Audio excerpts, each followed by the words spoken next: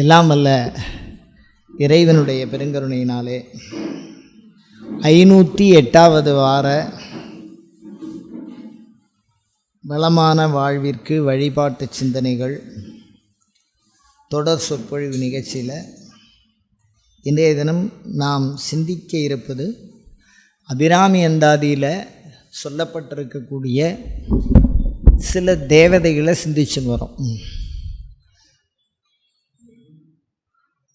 அதில் ஒரு இடத்துல அவர் சொல்கிறார், யாமம் வயிரவர் அப்படின்னு ஒரு வார்த்தையை சொல்கிறார்.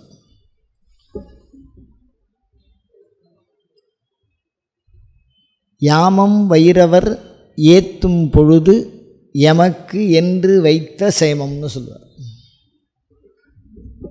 இந்த வைரவர் சொல்லும்போதே அவரை வணங்குவதனால் ஏற்படுகின்ற பலனை சேர்த்து சொல்கிறார். அதுதான் அந்த யாமம் வைரவருடைய சிறப்பு.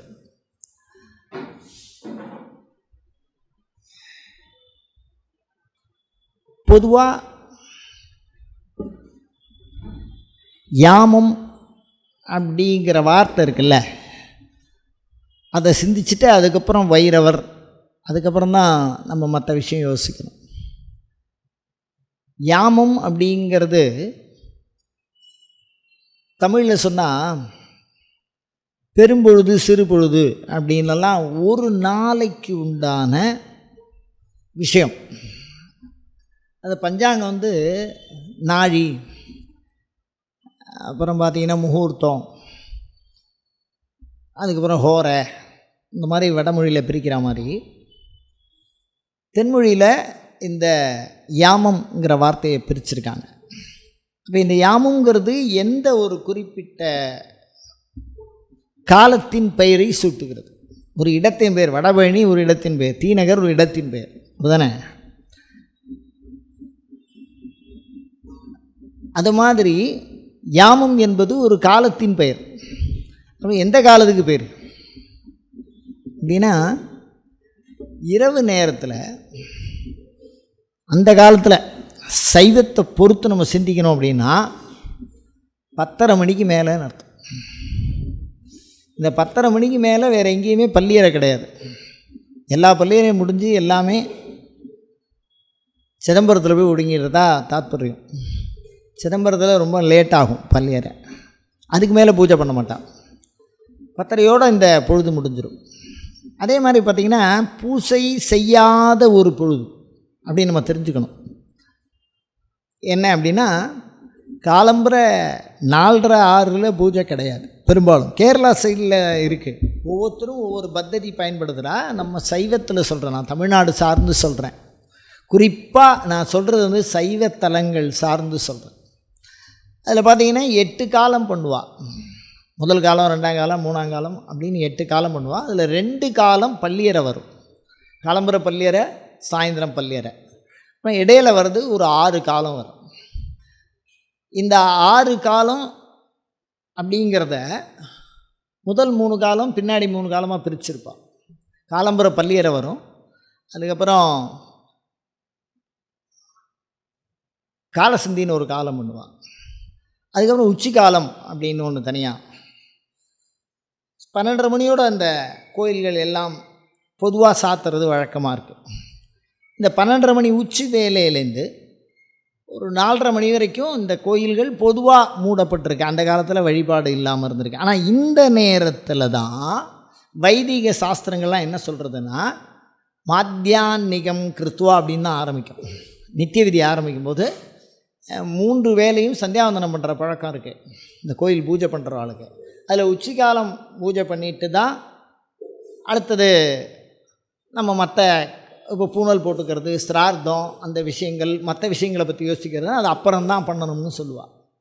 அப்போ இந்த பொழுதில், அதாவது இந்த உச்சி காலத்திலிருந்து சாயந்தரம் 4:30 வரைக்கும் அந்த பொழுதில் தான் கிராம தேவதைக்கு பூஜை பண்ணணும். இது அந்த காலத்தில் என்ன பண்ணியிருக்காங்கன்னா, ஒரு முறை இங்கேருந்து உச்சி காலத்தில் ஒரு பட்டை சாதம் அந்த இதுக்கு போகும், அந்த கிராம தேவதைக்கு போகும். அந்த பழக்கம் என்ன ஆயிருக்குன்னா, பிற்காலத்தில் கொஞ்சம் நழுவி போயிருக்கலாம், வழுவி கூட போயிருக்கலாம், மாறி கூட போயிருக்கலாம். என்னென்னு கேட்டிங்கன்னா, சிவன் கோயிலில் கும்பாபிஷேகம்னு சொன்னால் கூட முதல்ல கிராம தேவதை கொடியேற்றி தான் அதுக்கப்புறம் உத்தரவு வாங்கி தான் அதுக்கப்புறம் தான் எந்த கொடியேற்றுவா, சிவன் கோயில் கொடியேற்றுவா. எல்லா கோயிலுக்குமே வழக்கம் அது. பட்டாச்சாரியார் கோயிலுக்கும் இது பொருந்தும், நிர்மச்சமயங்களுக்கும் இது பொருந்தும். ஏன் இந்த விஷயத்தெல்லாம் நான் இந்த யாமத்துக்கு பேசுகிறேன் அப்படின்னா, இந்த மத்தியானத்தில் கும்பிடுற இந்த தேவதைகளை கிராம தேவதைகள் அப்படின்னு சொல்கிற வழக்கம். பெரும்பாலும் இந்த மாதிரி மத்தியானத்தில் வேலை செய்கிற அந்த தேவதை, வழிபாடு தேவதை வந்து அறத்தோடு செயல்படுதல் அப்படின்னு ஒரு பண்பு இருக்குது. அதில் வந்து உயிர்கொலை, இந்த மது, அந்த மாதிரி விலக்கப்பட்ட கல்லுண்ணாமை, இந்த மாதிரி விலக்கப்பட்ட பொருள்களை எல்லாம் வைத்து கூட இந்த கிராம தேவதைகளுக்கு பூசனை செய்கிற வழக்கம் இன்றும் இருக்கிறது. அதனால் அந்த பூசனை நேரம் அதுவாக தான் இருக்கும். அது மாதிரி சைவம் அதுக்கப்புறம் 4:30 மணி கோயில் திறந்துட்டா திருப்பி ஒரு 10 மணி வரைக்கும் வச்சுக்கோ மேக்ஸிமம் டைம். அதுக்கு மேலே நித்தியப்படி பூஜைக்கு வழி கிடையாது. உற்சவங்களில் விதிவிலக்கு, என்றைக்கோ ஒரு நாளைக்கு 10 நாள் கொடியேற்றி உற்சவம் பண்ணுறோன்னா அதுக்கு விதிவிலக்கு கொடுத்துருக்கான். அது ஆகமத்திலே கொடுத்துருக்கான், மகுடாகமத்திலே கொடுத்துருக்கான். இப்போ அதுக்கப்புறம் பார்த்திங்கன்னா எந்த பூஜையுமே நடக்காது. ஆனால் இந்த 10 மணிக்கு மேலே பண்ணக்கூடிய வழிபாடு தான் இந்த யாமம். அதனால் யாமம் வைரவர் ஏற்றும் பொழுது இதை நம்ம சிந்திக்கலாமா? நம்ம சாப்டருக்குள்ளே அப்படின்னா தெய்வத்தை வழிபாடு பண்ணுறோம், அந்த காலத்தை நம்ம சிந்திக்கிறோம். இதை திருமுறைகளில் கோர பூசை கொள்ளும்னு சொல்கிறார். திருமுறைகளில் கோர பூசை அப்படின்னு.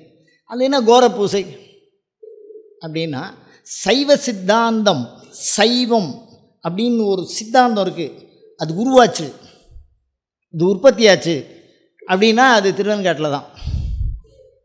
அதான் முதல்ல. அதுக்கப்புறம் நீங்கள் எவ்வளோ பெரிய சித்தாந்தம்னா வச்சுங்கோ, அங்கே நிற்கிறது தான் சைவ சித்தாந்தம். அந்த சைவ சித்தாந்தம் உருவான தலத்தில் அகோரமூர்த்தின்னு ஒரு சாமி இருக்கு. அந்த சாமிக்கு மாத்திரம் ராத்திரி 12 மணிக்கு பூஜை. பானுவாரே நிஷி ராத்திரோ, இது ஒரு காலத்தில் நடந்துருக்கு. அந்த பானுவார ஞாயிற்றுக்கிழமையில் நிஷி ராத்திரோ, இதில் அவரே சொல்கிறார், சத்தியம் சத்தியம் புனഃசத்தியம், சூலத்து மேலே சத்தியம் பண்ணி சொல்கிறார், இந்த பொழுதில் என்னை வணங்குறவனுக்கு நான் சமஸ்த க்ஷேமத்தையும் செய்கிறேன் அப்படின்னு சொல்லியிருக்கார். அப்போ அந்த பூசணைக்கு, அதாவது 10லிருந்து 12 மணிக்குள்ளே செய்யக்கூடிய பூசணை, இதை வந்து பார்த்திங்கன்னா நம்ம சைவ சித்தாந்தம் அப்படின்னு எப்படி உருவாச்சோ அது மாதிரி திருமுறை அப்படின்னு ஒன்று உருவாயிருக்கு அப்படின்னு சொன்னால் அது ஞானசமுத்திராளர் முதல்ல அவரை தான் நீ கொண்டு வரணும். அவர் உருவான திருத்தலத்தில் பார்த்தீங்கன்னா 10 மணிக்கு மேலே தான் பைரவருக்கு பூஜை பண்ணுவாங்க. அதை வெள்ளிக்கிழமையில் பண்ணுற வழக்கம் வச்சுருப்பாங்க. அதுக்கும் கோர பூசைன்னு தான் பேர். அதனால் இவர் தெளிவாக சொல்கிறார், யாமம் வைரவர் ஏற்றும் பொழுது. அப்போ யாமங்கிறது 10லேருந்து 12 மணிக்குள்ளே வணங்கக்கூடிய அந்த பொழுதை சொல்கிறார். ஏன் அப்படின்னு சொல்கிறார், ஒரு குறிப்பிட்ட காலம் கருதி செய்யின் ஞாலம் கருதினும் கை கொடுங்கிறான் வள்ளுவன். சரியான காலத்தில் நம்ம செஞ்சுட்டா, காலங்கிறது 2 வகையாக மனுஷனை பாதிக்கும். என்னென்னா, ஒன்று வெளியில் இருக்கிற காலம், அப்படி தானே, வெளியில் இருக்கக்கூடிய காலம். இன்றைக்கி ஞாயிற்றுக்கிழமை, நாளைக்கு திங்கக்கிழமை, நாளைக்கு செவ்வாய்க்கிழமை, அதானே, அதெல்லாம் வெளியில் இருக்கிற காலம். ஆனால் நம்மளை சார்ந்த காலம் என்ன அப்படின்னு கேட்டால், நாம் பால்யராக இருந்த காலம், நான் இளைஞனாக இருந்த காலம், நான் திருமணம் செய்து கொண்ட காலம், நான் மகிழ்ச்சியாக வாழ்ந்த காலம், இப்பொழுது ரொம்ப கஷ்டப்படுற காலம் அப்படிலாம் மனுஷன் அவன் கர்மாவுக்கு நான் வெற்றி அடைந்த காலம், நான் தோல்வி அடைந்த காலம் என்று ஒரு கர்மாவை அடிப்படையாக கொண்டு ஒரு காலத்தை சொல்லியிருக்கிற பண்பு அதுக்கே இருக்குது. அதில் இந்த யாமம் வைரவர் என்பது கருமத்தை சொல்லும் காலம். ஏன்னா அந்த காலத்தில் சாஸ்திர விதி எல்லாமே பார்த்திங்கன்னா கரண்ட் வந்து இந்த காலத்தில் தான் இருக்குது. நீங்கள் யோசிச்சு பாருங்கள், சாஸ்திர விதிலாம் வந்து குறைந்தபட்சம் 2000-3000 வருஷத்துக்கு முன்னாடி ஏற்பாடு பண்ணது. அதில் எல்லாம் வந்து ராத்திரியில் எந்த விதமான விஷயமும் கிடையாது. உற்சவங்கள் அப்படின்னு ராத்திரியில் பண்ணியிருக்கா, அது வந்து ஒரு 10 நாள், மிஞ்சி போனால் ஒரு 10-12 நாள், அதுவுமே ரொம்ப அதிகமாக இருக்காது. அது டிவிடி அந்த விஷயங்கள்லாம் நிறையா இருக்கும். அந்த வெளிச்சமாக இருந்தால் கூட முழு வெளிச்சமாக அது இருக்கிறதுக்கு வாய்ப்பு இல்லை. பகலில் உற்சவங்கள்லாம் சில விஷயங்கள் பண்ணியிருக்கா. அதில் இந்த கிராம தேவதைக்கு மாத்திரம் ராத்திரியில் இந்த உற்சவங்கள், இந்த பைரவாதி விஷயங்களுக்கு ராத்திரியில் உற்சவம், ராத்திரியில் கதை படிக்கிறது திரௌபதி. அது என்னென்னா, நம்ம நினைக்கிறோம் கோயில் வணங்கும் இடமாக அல்லாமல் பள்ளிக்கூடங்களாகவும் இருந்திருக்கிறது.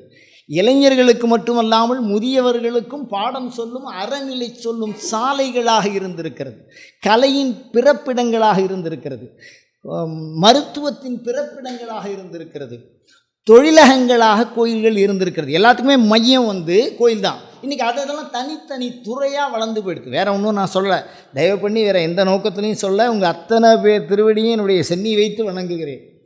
நீங்கள் எதையாவது ஒரு சின்ன விஷயம் தப்பாக புரிஞ்சுட்டேன்னா ரொம்ப போயிடும். அதனால் இப்போ அந்த துறையாக போயிடுது. இப்போ வந்து நாட்டியம் கலை தனித்துறையாக போயிடுது. அந்த நாளில் அது கோயிலில் தான் இருந்தது. இசை தனித்துறையாக போயிடுது. சிற்பம் தனித்துறையாக போயிடுது. ஓவியம் தனித்துறையாக போயிடுது. படிப்பு தனித்துறையாக போயிடுது. அந்த காலத்தில் பாடசாலையே அங்கே தான், எல்லாமே நீங்கள் அங்கே தான் சொல்லி ஆகணும். அந்த மாதிரி பல விஷயங்கள் நம்ம யோசிக்கிற மாதிரி இருக்குது. அப்படி பார்க்கும்போது இந்த யாமம் அப்படிங்கிற பண்பு சேமத்தை செய்யக்கூடிய பொழுது. யாமம் சேமம். இந்த க்ஷேமம்னா என்ன, அதுக்கு நம்ம ஒரு முக்கிய ஒரு விஷயமாக யோசிக்கணும். இந்த க்ஷேமம்னா என்ன அப்படின்னு பார்த்தா, பொதுவாக இந்த வார்த்தையை கிராமத்தில் எல்லாருமே கேட்பா. உத்தரவாதம் என்னவா க்ஷேம லாபம்லாம் எப்படி இருக்குது அப்படின்னு ஒரு வார்த்தையை கேட்போம். ஆனால் எல்லோரும் என்ன நினச்சிருப்பாங்க, 3 விதமான விஷயம். மாணிக்கவாசகர் ரொம்ப அழகாக சொல்லுவார். ஏய்ப்பு இல் அன்பு வைப்பு கான் அப்படின்பார். ஏய்ப்பு இல் உண்மையான அன்பு. ஏன்னா அப்போ ஏய்க்கிற மாதிரி நம்மளால் அன்பு வச்சுருக்கான் போல இருக்கு. அதனால் ஏய்ப்புங்கிறான். அன்பாக இருக்கிற மாதிரி நடிக்கிறது வேறு. இதெல்லாம் அவர் சொல்லும்போது ரொம்ப வருத்தமாக இருக்கும். நாடகத்தால் உன் அடியார் போல் நடித்து, இந்த வேஷம் போட்டால் நடித்தா இன்னும் கொஞ்சம் ஃபீல் வரா மாதிரி நடிப்பானான். உன் அடியார் போல் நடித்து மிக பெரிதும் அப்படின்னா மற்றவாளை விட பக்தி உள்ளவன் மாதிரி அப்படியே அவன் ஏற்பாடு பண்ணிக்கிறான். மிக பெரிதும் விழைகின்றேன். இதை யார் சொல்கிறா? அவர் சொல்கிறதுக்கெல்லாம் நம்மளாம் வாய்ப்பே கிடையாது. அவர் சொல்கிறார் எப்படி இருக்கக்கூடாதுங்கிறதுக்கு உதாரணம் சொல்கிறார். இமைப்பொழுதும் என் நெஞ்சில் நீங்காதான், என் கண்கள் நின்று இமைக்க மறந்தாலும் அப்படின்னு சொல்லுவான். அந்த இமைப்பொழுது கூட மறக்காதவர் அவர். அப்படின்னு எதுக்கு நாடகத்தால்னு சொல்கிறார் அப்படின்னா, அந்த மாதிரி அன்பு நிறையா இடத்துல இருக்குது. அப்படி இருந்தால் இறையருளை பெற்றுவிட முடியாது. அந்த அன்பில் உண்மை இருக்க வேண்டும். ஏய்ப்பு இல் அன்பு அப்படின்னு இருந்தால் அது வைப்பாக இருக்கும். வைப்புனா என்ன அப்படின்னா, நாம் உழைச்சதை தவிர நிறையா பேரோட சம்பளம் காலம்புற உள்ள வரத்துக்குள்ளே காலி ஆகிடும். சில பேர் வாங்கிறதே இல்லை. சம்பளம் வாங்கிறதே இல்லை, அங்கேயே பிடிச்சிருவோம். ஏதாவது லோன் வாங்கியிருப்போம், ஏதோ கட்டியிருப்போம், வாழையம்பா அடுத்து வாத்துக்கே வராதே. அப்போ க்ஷேமம்னு எதுக்கு பேர் அப்படின்னா, சம்பாதிச்சு செலவெல்லாம் போக சேர்த்து வைக்கிற நிதிக்கு பேர் தான் க்ஷேமம்னு பேர். கூடுதலாக இருக்கக்கூடிய பண்பை தரக்கூடிய நிதி தான் நமக்கு எப்பொழுதாவது விரும்பிய விஷயத்தை செய்வதற்கு உதவுவதாக இருக்கும். அதுவும் ஒரு காசு 2 காசை வச்சுன்னு நம்ம ஒன்றும் பண்ண முடியாது. அப்போ ஏதாவது ஒரு நன்மையை நிரந்தரமாக செய்ய வல்ல ஒரு பெருந்தொகையாக எனக்கு தேவையான அன்றாட தேவைகளெல்லாம் நிறைவு செய்ததற்கு பிறகு இருக்கின்ற தொகைக்கு க்ஷேமம் என்று பெயர். முதலீடு. மூலப்பண்டாரம் வழங்குகின்றான் சென்று முந்துமினே. பிரமாதமாக இருக்கும் அந்த வாக்கியம்லாம். அந்த க்ஷேம நிதி இருக்கிற இடம்தான் மூலப்பண்டாரம்னு பேர். பண்டாரம்னா பொருளுக்கு பேர். அதை எடுத்து ஞானப்பண்டாரம் மூலப்பண்டாரம் 2 பண்டாரம் இருக்குது. ஒன்று புத்தகம் அருள் கொடையாக இருக்கும், ஒன்று அறிவு கொடையாக இருக்கும், ஒன்று இந்த மாதிரி பொருள் கொடையாக இருக்கும். இதெல்லாம் அரசாங்கத்தில் இருந்தது. இவர் மந்திரியாக இருந்தவர். அதனால் அதை பற்றிலாம் அவருக்கு தெளிவாக தெரியுது. எவ்வளோ நிதி உள்ளே இருக்குது, எவ்வளோ நம்ம கொடுத்துருக்கோம், எவ்வளோ மிலிட்ரிக்கு போயிருக்கு, எவ்வளோ செலவாயிருக்கு. கோயிலும் கட்டியிருக்கார், மன்னன்ட்டையும் இருந்திருக்கார். சாதாரண ஆள் இல்லை. கோமணத்தோடு ஒன்றுமே இல்லாமல் தெரியவும் தெரிஞ்சுட்டார். ஓடும் அது என்ன ரொம்ப அழகாக ஒரு வார்த்தையை சொல்லுவார் சிதம்பரத்தில் சொல்லும்போது, ஓடும் கவந்தியும் உன் பொருள். நான் உன்னை பார்த்து இங்கே ஓடு, இந்த கையில் ஒரு ஓடு வச்சுருக்கேன், மேலே போட்டிருக்கிற சாக்கு வச்சுருக்கேன், இதை தவிர என்கிட்ட வேறு ஒன்றும் இல்லை. அந்த சாக்கோடு இருக்குது அந்த விக்கிரகம். அந்த இதில் அது என்ன தில்லை திருப்பெருந்துறையில் அவ்வளோ தூரம் இருந்திருக்கார் எல்லா நிலையிலும். அப்போ க்ஷேமம் என்பது என்ன அப்படின்னு சொன்னால், முப்பொழுதும் வாழ்வதற்கு உண்டான வாழ்வியல் சரீரம் சார்ந்த ஒரு நிதியை குறிக்கிறது. சரீர வளர்ச்சி. ஊனை வளர்த்து அதன் உபாயம் அறிந்து வளர்த்தால் உயிரை வளர்த்ததாகும். வெறும் ஊன் மாத்திரம் வளர்ந்ததுன்னு வச்சுங்க, அதுதான் பிரச்சனை. சாப்பிட்றதுக்காக வாழ்கிறது வேறு, வாழ்கிறதுக்காக சாப்பிட்றது வேறு. எதையாவது சாப்பிட்டுட்டு பின்னாடி அவஸ்தைப்படுறதும் வேறு. உடம்பு தேவையில்லாமல் வளர்ந்தால் கூடவே சேர்த்து வியாதியும் வளரும். வேறு என்ன, நம்ம என்ன பண்ண போகிறோம்? அப்போது இந்த இடத்துல யாமம் அப்படிங்கிற விஷயம், க்ஷேமம் அப்படிங்கிற ஒரு விஷயம் என்னென்னா உடலை வளர்த்த பண்பு. இந்த உடலை செம்மையாக வளர்க்கின்ற நிலை, அதை வளர்த்து தருகின்ற பேரருள், அதற்கு தேவையாகிய இப்போ பொருள் இல்லார்க்கு இவ்வுலகம்னு சொல்கிறான். இல்லைன்னே சொல்லிவிட்டான். பொருள் இல்லாதவனு ஒருத்தவனுக்கும் தெரியாது, பொருள் இருக்கிறவனுக்கு ஒருத்தரையும் தெரியாது. அவனுக்கு எதுதான் சட்டம்? பொருள் இருந்தால் அவனுக்கு யாரையும் தெரியாது, பொருள் இல்லைன்னு வச்சுங்க அவனை யாருக்கும் தெரியாது. எல்லாம் வம்பு தான். அதனால் அந்த அளவு தான். அதனால் இந்த க்ஷேமம் என்பது உடலை வளர்க்கின்ற பண்பு. இந்த உடலை வளர்க்கணும் அப்படின்னு சொன்னால் உடலுடைய பயன்பாடு என்ன? உடம்பினுள் உத்தமனை காண். இவ்வளோ அழகாக சொல்ல பாருங்க. அவையார் எப்படிலாம் சிந்திச்சாதோ தெரியாது. முருகனுக்கே பாடம் சொன்னவல்ல, அப்பாவுக்கே பாடம் சொன்ன சுப்பனே அந்த அம்மா சொல்கிறத கேட்டிருக்கான். சுட்ட பழம் வேணுமா, சுடாத பழம் வேணுமா? தமிழை 3 மன்னர்களையும் அப்படி ஆட்டி படைச்சிருக்கான். அவருடைய தமிழை கையேந்தி நின்றிருக்கிறார்கள் முடிமன்னர்கள். அவ்வளவு ஒசத்தி அவருடைய வாக்கு. அதனால் சொன்ன உடம்பினுள் உத்தமனை காண், உடம்பினால் ஆய பயன் என்கொள். தனியாக இருக்குது, எல்லாத்தையும் விளக்கம் சொல்கிறோம் நம்ம. அப்போ இந்த உடம்பை நம்ம சரியாக வளர்த்து, ஆரோக்கியத்தை வளர்த்து, அது உள்ளே இருக்கக்கூடிய உயிர், அது உள்ள பகுத்து உண்டு பல் உயிர் ஓம்புதல் நூலோர் தொகுத்தவற்றுள் எல்லாம் தலை. படித்தவன் சொன்னதுலேருந்தே பெரிய விஷயம் இதுதான். அப்படின்னா நூலோர் தொகுத்தவற்றுள் எல்லாம் தலை, அதுக்கு மேலே எதுவுமே இல்லை. அப்படிப்பட்ட ஒன்று என்ன அப்படின்னா, நாம் உள்ளத்துக்குள்ளே, இந்த உடலுக்குள்ளே ஒளிந்து கொண்டிருக்கிற, மறைந்து கொண்டிருக்கிற ஆன்மாவை நான் அறிய வேண்டும், உணர வேண்டும், அனுபவிக்க வேண்டும். ஆன்மாவை பற்றி நமக்கு அறியவும் இல்லை, உணரவும் இல்லை, அனுபவமும் இல்லை. சரீரத்தை பற்றி அறிவு இருக்குது, உணர்வு இருக்குது, அனுபவமும் இருக்குது. பல்வழி தெரியறதே, சரீர அனுபவம் தாராளமாக இருக்கேன். அப்படி தானே? மனதின் உணர்வு இருக்குது, அறிவு இருக்குது, அனுபவம் இருக்குது. யாராவது திட்டும்போது வருத்தமாக இருக்கே, அறிவின் உணர்வு இருக்க, அனுபவம் இருக்குது. அப்படி தானே? ஆனால் ஆன்மா அப்படிங்கிறத பற்றி எதுவும் இல்லை. அந்த ஆன்ம அனுபவத்தை பெறுவதற்கின்ற உடலை வளர்த்து அந்த ஆன்ம அனுபவத்தை பெறச் செய்கின்ற கடவுள் இந்த வைரவர். அந்த வைரவரை அந்த இரவு பொழுதில் வழிபடணும். ஒவ்வொரு சாமிக்கும் ஒவ்வொரு சிறப்பு என்ன கொடுத்துருக்காங்க. இந்தந்த காலத்தில் இந்தந்த சாமியை கும்பிட்டா இவ்வளோ க்ஷேமம்னு. அது தேவதையினுடைய பண்புக்கு தகுந்த மாதிரி. தேவதைங்கிறது நம்மளை மாதிரி ஒரு பகுதி, நம்மளை மாதிரி இருக்கும். நம்ம எப்படி இருக்கோம், நம்ம எப்படி பேசுகிறோம், அது மாதிரி ஒன்றுக்கும் ஒரு பண்பு இருக்குது. அப்படி தானே? நாய்க்கு மோந்து பார்த்தே ஆளை சொல்கிறது, அன்னம் நீரையும் தண்ணியும் பிரித்து குடிக்கிறது. அந்த மாதிரி தேவதை அனைத்தும் பூரணமான சுதந்திர பண்புடையது. மனிதன் நினைக்கக்கூடிய எல்லாத்தையும் அதால் செஞ்சு கொடுக்க முடியும், பரம சுதந்திரம் அதுக்கு. அந்த மாதிரி இந்த வைரவர் என்னும் தேவதை நிதியை காப்பதற்கு அந்த வைரவரை காவலுக்கு வச்சுருக்காங்க. எல்லா நிதியும் ஒரு இடத்துல வச்சுட்டு இந்த வைரவரை காவலுக்கு வச்சுருவாங்க. இந்த காவல் என்ன அப்படின்னு கேட்டிங்கன்னா, அதெல்லாம் காவல் காக்கக்கூடியது. அதனால் பக்கத்தில் நாய் இருக்கும், இரவு முழுக்க தூங்காது, அதனுடைய ஒரே நிமிஷத்தில் சத்தம் கொடுத்துரும். இப்போ கூட இந்த நாயின்னு சொல்கிறதுக்கே பயமாக இருக்கும். அதுக்கு பேர்லாம் வச்சு, அதுக்கு தனியாக, அதுக்கு சம்ரட்சணையெல்லாம் தனியாகவே என்ன வச்சுருக்காங்க, மருத்துவத்துறை வரைக்கும் அதுக்கு இருக்குது. சாமான்யமாக நம்ம அது கிடையாது. ஏன்னா அதை வந்து இப்போ வேட்டைக்கு, மருத்துவத்துக்கு, அதுக்கப்புறம் வந்து இந்த காவல்துறையில் கூட அதை இப்படி வச்சுருக்கா, அதுக்கு பயிற்சி கொடுக்குறா. இப்போ மனுஷனே ஆட்டி படைக்கிற பாம்பு புண்டு ஏதோ அதெல்லாம் சொன்னோம், அதை கூட அதை வச்சு கண்டுபிடிக்கிறா. அந்த மாதிரிலாம் இருக்குது. அதனால் ஒரு பெரிய விஷயம் அது. அதனால் காவல், அந்த காவலை செய்து தரும். ஒரு நிதியை நிறையா பேர், சில பேர் வரதும் போகிறதும் தெரியவே தெரியாது. இந்த காசு செலவாயிட்டே இருக்கும். தொலையாத நிதியமும்னு கேட்பார். அபிராமப்பட்டிருக்கு, எப்படி அனுபவப்பட்டிருக்கார் போல இருக்கு. 16 வயசில் அவருக்கு ஞானம். அபிராமி வந்துட்டா. அதனால் அதுக்கு முன்னாடி படாத பாடுபட்டுட்டார் இந்த காசுக்காக. அதனால் தொலையாத நிதியம், செலவு வராத காசு வேணும். காலம்புறம் வந்தால் சாயந்தரம் செலவாயிடும். அதுக்கு அந்த சாமியை பிடிச்சி கும்பிடணுங்கிறார்.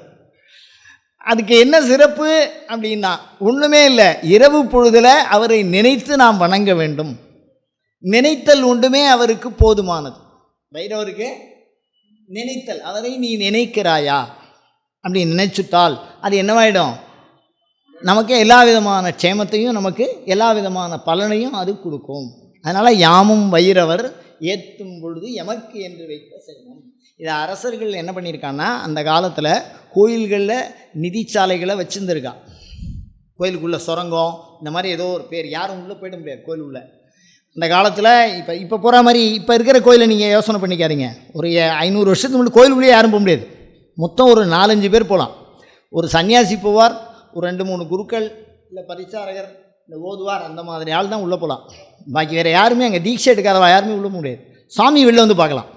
சில இடங்கள்லாம் பார்த்திங்கன்னா ரகசியமாக இருக்கும். அந்த ரகசியங்களில் அவள் பொன் பொருள் எல்லாமே வச்சுருக்கா. அந்த விஷயத்தை அவள் பாதுகாத்துருக்கா. அந்த பாதுகாக்கிறதுக்கு இந்த பண்பை வச்சுருக்கா. ஒரு அதாவது இந்த ராஜாக்கள் வந்து நிதி எடுத்து சேர்த்து வைக்கிற போது அதை அந்த நிதி சாலை கட்டி வச்சிருக்கிறது, அதோட அளவு, அது எல்லாம் தெரிஞ்சவாளை அந்த காலத்திலேயே சிவலோகத்துக்கு அனுப்பிச்சிருவா. யாருக்கும் தெரியக்கூடாதுன்னு, அந்த விஷயம் தெரியக்கூடாதுன்னு. அந்த ஆன்மா அதை காவலாக காக்கும். அதனால தான் அவருக்கு பூத பிரேத பிசாச்ச நாத வடுகம் சேத்திரஸ்ய பாலம் சிவம்னு சொல்லியிருக்கான். அதனால் அவர்கள் அந்த உடலை நீத்து உயிர் கொண்டு அந்த எதை காக்கிறா, அந்த வடிவம். அதனால தான் கோரப்பூசைன்னு சொல்கிறா. அதே மாதிரி அந்த காலத்தில் கோயில் செல்வங்களை யாராவது எடுத்தாலோ, இல்லை செலவு பண்ணினாலோ, பயன்படுத்தினாலோ, இல்லை தர்மத்துக்குரிய காரியங்களில் செலவு பண்ணதை தான் சொந்தத்துக்கு பயன்படுத்தி மற்றவாளுக்கு விட்டுட்டாலோ, இந்த யாமம் பைரவரை வணங்கி அவளுக்கு தண்டனை கொடுத்துருவாங்க. இந்த யாமம் பைரவர் நேரடியாக தண்டனை கொடுக்கும். அதனால தான் அபிராம பட்டர் அதை பற்றி சிறப்பாக சொல்கிறார். யாமம் பைரவர் என்ன பண்ணோம் அப்படின்னா, நம்மகிட்டேருந்து ஏதோ ஒரு பணம் கொடுத்து வாங்கிட்டு இல்லைங்கிறான் அப்படின்னு வச்சுங்களேன். இந்த கோர்ட்டு அந்த மாதிரிலாம் இருக்கோ இல்லையோ, அந்த காலத்தில் நான் சொல்கிறது இந்த காலத்தில் இல்லை, தயவு பண்ணி சொல்கிறேன். உங்கள் திருப்பாத கமலங்களை வேண்டி விரும்பி என் சென்னி வைத்து கேட்டுக்கொள்கிறேன், தவறாக புரிந்து கொள்ளாதீர்கள். நான் வெறும் வரலாற்று பதிவாக இதை சொல்கிறேன். அதான் அப்போ அந்த ஊர் பஞ்சாயத்தில் வச்சு தீர்ப்பு பண்ணிவிடுவான். இந்த மாதிரி சொத்தை திருடியிருக்கான் அப்படின்னு சொன்னால் அதை கண்டே பிடிக்கலைன்னா சாமிகிட்ட சொல்லுவாத. கண்டே பிடிக்கலைன்னா என்னது, சாமிகிட்ட படிக்கட்டுவான். இந்த யாமம் பைரவருக்கு படிக்கட்டினா அது வந்து அவ்வளோ படாத பாடுபட்டு சபையில் அவள் வந்து உண்மையை ஒத்துக்கிற மாதிரி பண்ணிடும். இதை வந்து சுவாமியினுடைய வித்வேஷன பிரயோகம். திருமூலர் மந்திரங்களை பற்றி மிக அற்புதமாக சில தந்திரங்களில் குறிப்பிட்டிருக்கார். அதில் வித்வேஷன பிரயோகம், பஞ்சாட்சரத்தில் வித்வேஷன பிரயோகம்னு ஒன்று இருக்குது. பாவம் பண்ணுறவன், கெடுதல் பண்ணுறவன், சொல்கிறத கேட்காதவன், பல பேருக்கு ஊருடையவனை இந்த வித்வேஷன பிரயோகம் பண்ணியிருக்கா. சிவபெருமானுடைய வித்வேஷன பிரயோகம் தான் இந்த யாமம் பைரவர். அதனால் அந்த தேவதையை வந்து ரொம்ப மெய்காப்பாளர்கள் அந்த காலத்தில் இருந்திருக்காங்க. அரசனுக்கும் இருந்திருக்காங்க, கோயிலுக்கும் இருந்திருக்காங்க. இந்த மெய்காப்பாளர்களிடத்து அந்த வழிபாடு ஒப்படைக்கப்பட்டது ஒரு காலத்தில். அவர்கள் அதை செய்வார்கள். செய்து அந்த கோயில் அறத்தை, அந்த கோயிலில் உள்ள செல்வத்தை பாதுகாத்து வைப்பார்கள்.